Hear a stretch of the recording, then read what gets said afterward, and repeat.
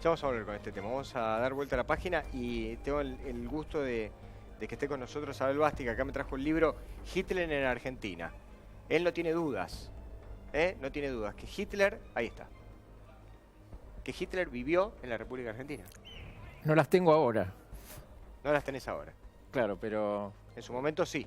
No, en su momento para mí era ciencia ficción, ¿no? Inclusive no era un tema de cuestionamiento, o sea, nunca yo pensé que Hitler podría haber vivido en la Argentina, así que esto es consecuencia de una investigación que me fue cambiando las ideas, o sea, de no creer, de ser escéptico con el tema, a un segundo paso que fue dudar, y lo que iba haciendo que me incentivaba en la investigación, finalmente creer que era posible. Estamos hablando de 20 años de investigación, y hoy decir que tengo la certeza. ¿Y cómo fue esta investigación? Bueno, esto en realidad arranca en Bariloche en los años 90 con un caso de un capitán de la CSS que se llamaba Erich Priebke, Sí. Que Italia pidió la extradición. Claro. Yo hasta ese momento del tema nazi prácticamente no lo había trabajado, no era corresponsal de algunos medios, pero nunca me había interesado personalmente ni el tema de Hitler, ni de la Segunda Guerra, ni de lo bélico, digamos. Pero al desencadenarse este caso, prácticamente todos los días tenía que escribir de los nazis. Priebke estuvo detenido casi 7, 8 meses porque en distintas instancias judiciales se fue prorrogando su extradición. Claro. El primer fallo fue a favor, el segundo en contra, tuvo que ir a la Corte Suprema. Bueno, durante todos esos meses tenía que escribir de los nazis.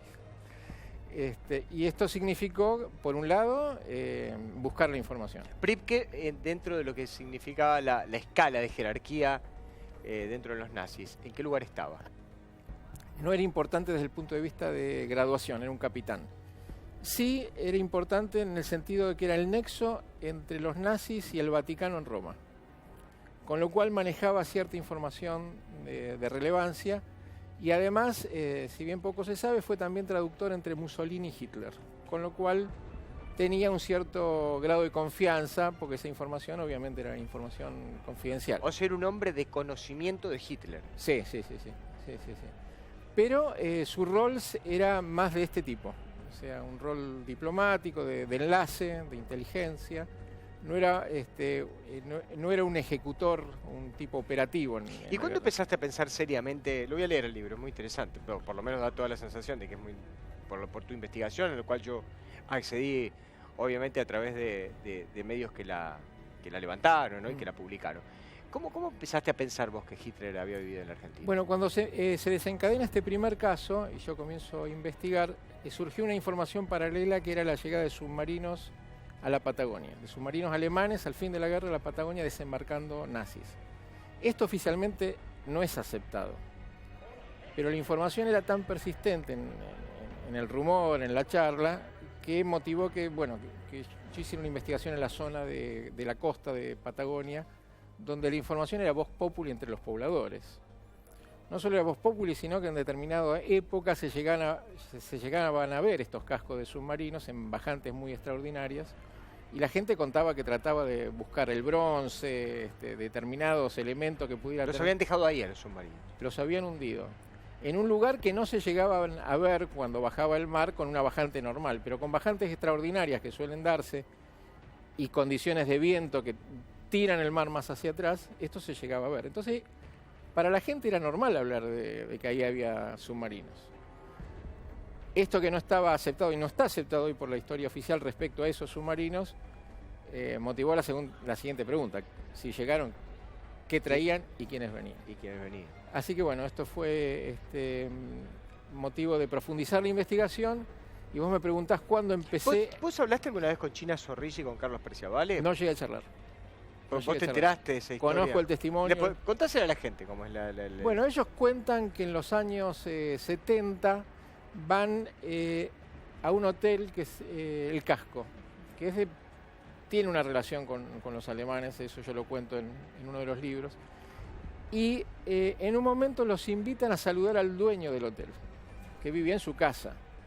Entonces, China y Preciavale van a la casa, y no es que entran a la casa, sino que el dueño los recibe en un hall de entrada para saludarlos.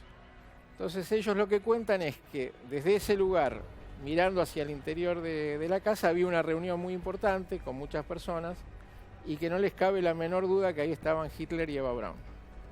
Que no les cabe absolutamente la menor duda. Que ellos no entran, que se ponen muy nerviosos, que cuando salen dicen de esto no vamos a hablar. Se van al hotel, dicen no queríamos hablar ni en el hotel, nos fuimos a hablar a la costa del lago para que no nos escucharan, porque estábamos muy nerviosos. Y que no lo cuentan durante unos 10 años. Que él vuelve 10 años después a otro hotel, que es el Hotel Edelweiss, y dice que bueno... Ahí en Bariloche. En Bariloche. Todo en Bariloche. Había en ese hotel un gerente también alemán, anciano, mayor, entonces dice, bueno, yo le cuento. Y le cuenta, dice, mire, yo vine hace 10 años al Hotel El Casco y pasó esta historia. Estaba Hitler y Eva Braun.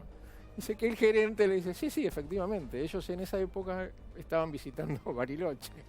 Con lo cual agrega un segundo relato. Ese es el relato de ellos. Obviamente yo no puedo ahí confirmar más que el relato.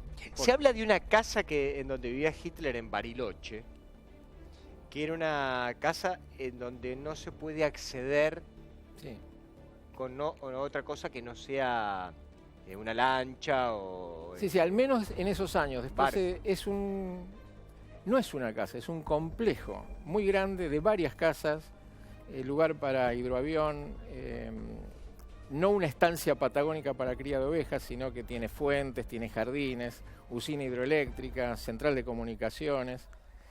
En los acantilados puestos de vigilancia, de seguridad que todavía están, todo esto construido en el 45 en un lugar que en ese momento era inaccesible por tierra. Hoy es accesible porque hay un puente sobre un arroyo que se llama Correntoso que permite unir Villa Langostura con el límite internacional. En ese momento ese puente era prácticamente no estaba, había un pequeño puentecito muy rudimentario. Así que todo esto que era materiales que no eran de la región y un esfuerzo de construcción importante se hace en el 45. Ese es el lugar donde va a vivir Hitler en el año 47.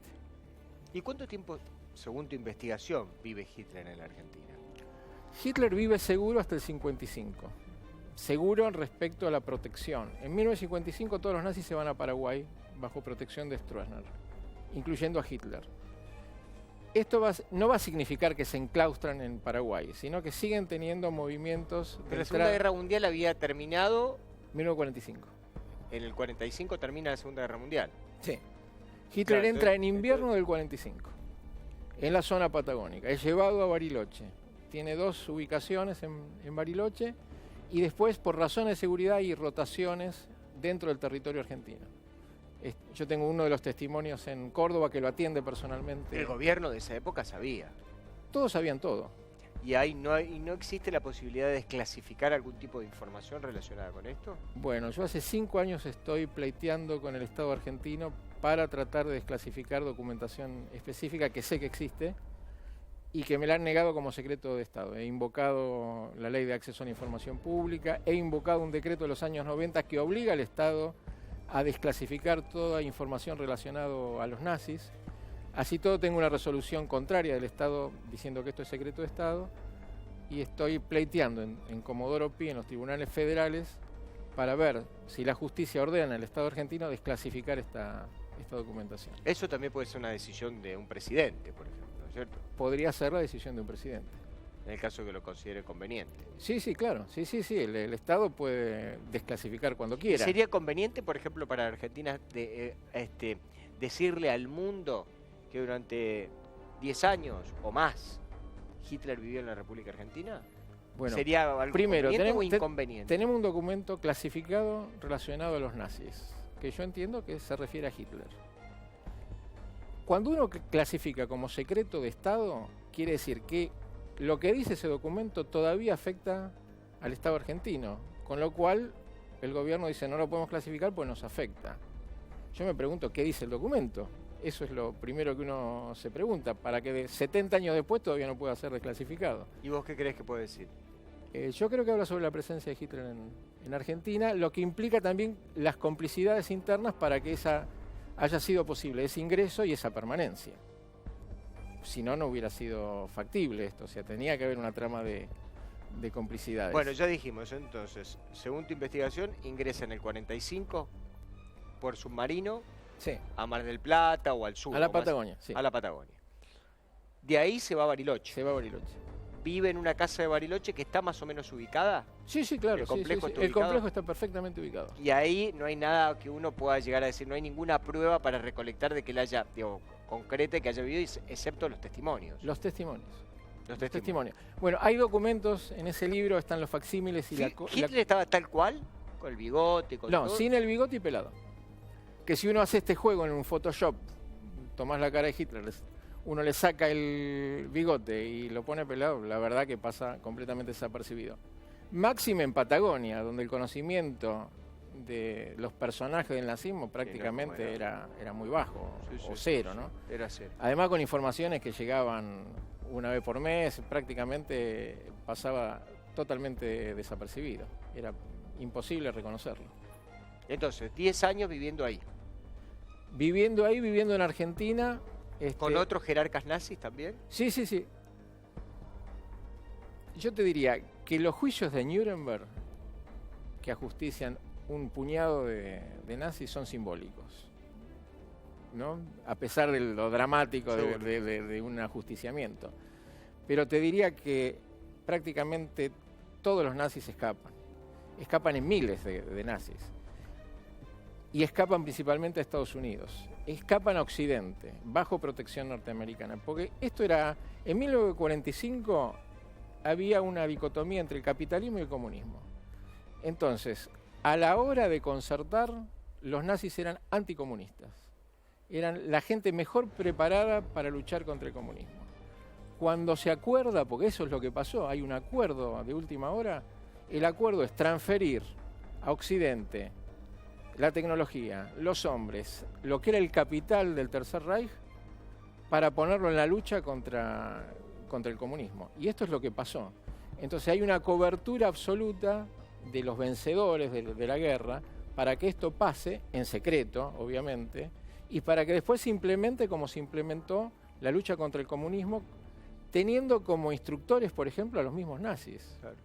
Uno ve en los legajos de Estados Unidos los instructores, qué sé yo, de los Boinas Verdes, que era un grupo, nazis. están con su uniforme de las SS. Ahora, ¿y qué pasó con Hitler después? ¿Cómo terminan los días de Hitler? Hitler muere de viejo en 1971 en Paraguay. O sea, tiene una vida prolongada. Eva lo sobrevive, Eva Braun, su esposa, porque tenía casi 30 años de diferencia. Era mucho más joven que él. Así que bueno, ahí pasa a ser la viuda Hitler. Pero él muere a los 71 años en Paraguay. ¿Y Eva Braun sigue viva? Eva Braun lo sobrevive. Yo tuve informaciones puntuales de Eva Braun durante algún tiempo, hasta los años 90. En 1982, el Estado norteamericano, a través de uno de sus funcionarios, dice, 1982 hablo, tenemos información que Eva Braun está viviendo en Buenos Aires. Tras cartón dice, bueno, todo lo que ocurrió en el búnker de Berlín es una farsa, no se suicidaron, y Eva Braun está en Buenos Aires. Esto es oficial. Y yo, respecto a esa información, hasta los 90 tenía esto, ¿no? De que Eva Braun vivía en Buenos Aires. Vivía en Buenos Aires, sí. Todo esto suena fantástico, como a mí me sonaba la primera vez que lo escuché. No. A mí no me suena fantástico. Así que tuve que hacer una adaptación que posiblemente quien lo escuche por primera vez la podrá hacer o no. ¿Sabes lo que pasa? Que no es que te suene fantástico. Vos ahí lo que tenés es esto que se produce a veces con el boca a boca. Entonces uno a veces tiene miedo que este boca a boca forme una idea errónea, equivocada, sobre una cuestión. Por eso la gente que investiga un tema, como en tu caso, pone blanco sobre negro sobre lo que es un boca a boca, porque en un momento siempre se dijo en la Argentina de que Hitler había vivido acá. Lo que pasa es que uno nunca sabía si formaba parte de un mito popular o en realidad tenía aviso de ser verdad. Por eso este tipo de libros y este tipo de investigaciones viene a confirmar algo que lo que parecía un mito no lo es. Sí, yo además lo que trato de hacer en ese libro y en otros en particular es confrontar lo que hoy tenemos como documentación desclasificada del FBI, de la CIA, del MI5, bueno, Argentina, con los testimonios. Y cuando ves que las líneas de cruzamiento son casi perfectas, uno dice, bueno, esto no puede ser casualidad. Por ejemplo, en Córdoba yo entrevisto a una persona que era la hija adoptiva de la familia Einhorn, que son los dueños del Hotel El Edén. de la falda. Sí, de la falda, lo conozco al hotel. Ellos eran financistas desde 1926-27, giraban remesas al partido nazi. Hay filmaciones de ellos con Hitler en Berlín como amigos. Hay un documento del FBI que dice, son tan amigos que el matrimonio Einhorn entra a los aposentos privados de Hitler sin pedir permiso. Una confianza absoluta. ¿El Edén todavía está o es el hotel que ya no está? Está. Todavía, Creo que está. se permiten visitas turísticas. Sí, es un hotel de visitas turísticas, es verdad. Esta familia no tuvo hijos, pero tuvo una hija adoptiva que se llama Catalina. Yo la entrevisto a Catalina y ella me cuenta cuando Hitler estuvo en 1949 en el hotel, no en el hotel, sino en la casa de los dueños del hotel, porque lo atendió ella. Y me da lujos de detalles de cómo lo atendió personalmente. Me explica varias cuestiones. Está acá en el libro. Está en el libro. Ahora, por otra parte, yo tengo un documento del FBI de posguerra, terminada la guerra, donde dice, se están haciendo los preparativos necesarios en la falda para recibir a Hitler. De posguerra, o sea, Hitler ya, en la historia oficial ya murió.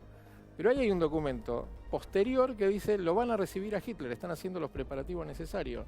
Se trata de la familia Einhorn, que fueron financistas en su momento. Y da una serie de detalles, el documento que es coincidente con lo que me dice esta mujer, Catalina, que todavía vive, está muy, muy viejita, pero todavía vive. Entonces, cuando se dan estos cruces entre la información documental con la del testimonio, bueno, tanta casualidad. También hay otro documento que dice, Hitler llegó en submarino, está viviendo en un ranch, usa el término inglés, al pie de los Andes australes. Bueno, todas estas viviendas que mencionamos acá donde estaba Hitler, estaba en el sur argentino, al pie de los Andes, ¿no? Al pie de los Andes. Entonces, bueno, eso es lo que yo trato de hacer. ¿Y por qué Estados Unidos, por ejemplo, por qué Estados Unidos, la propia Alemania, por ejemplo, no reconoce que lo de Hitler, digamos, que toda esta historia de la muerte es una farsa? Todos sabían todos. O sea, los servicios secretos que terminan trabajando juntos sabían que Hitler había escapado. Consecuentemente, los poderes militares de todos los países también estaban, o sea, sabían esta información. Ahora, como acá hay una trama de complicidades que involucran a sectores empresariales, sectores políticos, etcétera, no es bueno que esto se sepa públicamente. Sin embargo, la historia oficial, tanto, por ejemplo, Estados Unidos no dice que Hitler murió en el búnker de Berlín. En 1953, Eisenhower, presidente de Estados Unidos, general durante la Segunda Guerra Mundial, dice, no tenemos ninguna evidencia de que Hitler haya muerto en el búnker de Berlín. No, porque no había evidencia. O sea, y después desclasifican, también en los años 90, esta serie de documentos que son un indicio de que había una producción de inteligencia por parte de los servicios norteamericanos hablando de Hitler. Si Hitler murió en 1945, ¿por qué estamos produciendo documentos sobre un Hitler posterior a 1945 hasta los años 70? Dice que se escapó por un túnel, ¿no? Sí. Fue por unos túneles que tenía abajo y ahí se tomó un avión y se lo tomó. Hitler no iba a ser una ratonera, o sea, el búnker era una ratonera si no tenía salida. La salida es, como lo decís vos, es un túnel recientemente descubierto. Como muchas cosas que recientemente se están descubriendo de esta historia. Lo vamos a mostrar de nuevo. La tapa es, ahí está la cara del Führer y se llama Hitler en Argentina. Es el libro del periodista Abel Basti. Abel, un placer, un placer que haber venido y ojalá que pronto te contemos de nuevo. Gracias. No, por favor.